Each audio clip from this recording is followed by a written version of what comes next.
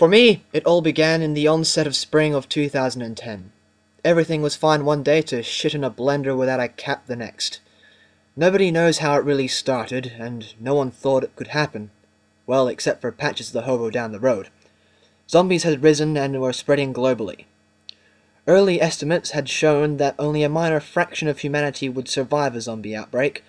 Roughly 80% of people would turn. To begin, I set to find the cause of the outbreak of the dead.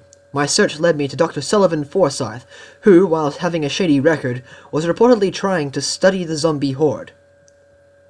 Do you happen to know what the actual cause of the recent zombie outbreak is? Yes, it's actually a virus. The Z virus. It's a certain strain that unfortunately has the power of reanimating the dead. And then of course they go on to eat other people and spread the virus. You know, since it is a virus, is there a cure, or is this a cure being worked on? Oh well, in fact I am working on a cure. You are? It's a project I've just undertaken. Oh, do you care to divulge? Oh, not at this very moment. Not at this very moment. If, of course, I make a breakthrough, I will get in contact with you. That is, of course, if you're dead. So, in relation to the actual virus itself, since you are working on a cure, do you know that if this is a natural occurrence, or if it is in fact, God forbid, that is in fact man-made? Well, so far my theory is it's man-made. That's what my results are showing so far, which is quite disturbing, but... So, in relation to other survivors, any suggestions of what people should do? Should they actively fight the horde, or should they actually hide and wait for intervention from a government or something? They should board up, stick together, don't be heroes. If a loved one is bitten, don't be afraid to blow their brains out. And if you're in this area and you've got a zombie with you, just pop it by. I would be very happy. With this new information, I still needed to find other survivors that were in fact surviving and not holding themselves on a plate waiting to be eaten, like next morning pizza. What you do.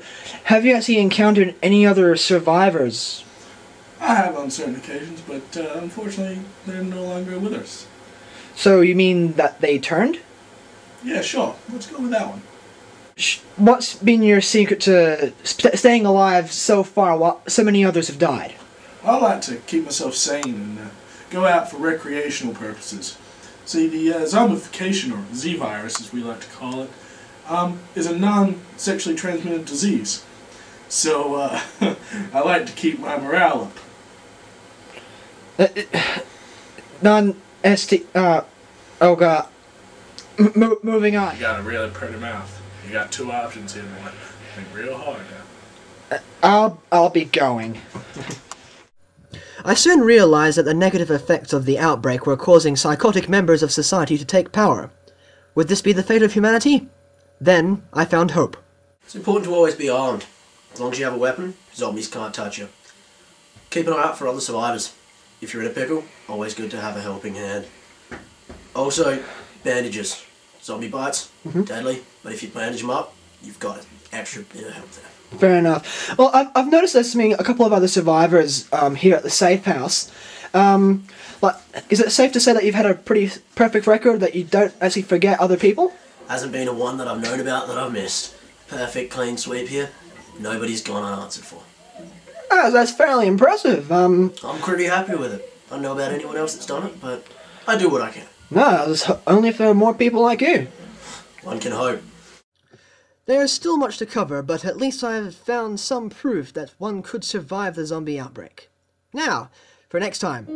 Hopefully I'll have found some more resources to extend my footage, but here's a look at our next installment for the series. We'll have a look on how to fight off the zombies properly, as well as methods of how not to combat the zombies whatsoever. We'll investigate a variety of weapons and tools that one can access and should use, and we'll also have a look at those that one should avoid.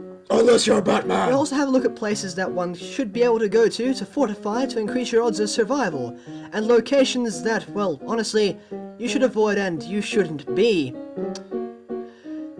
That and more accounts of how people have coped in these dark times.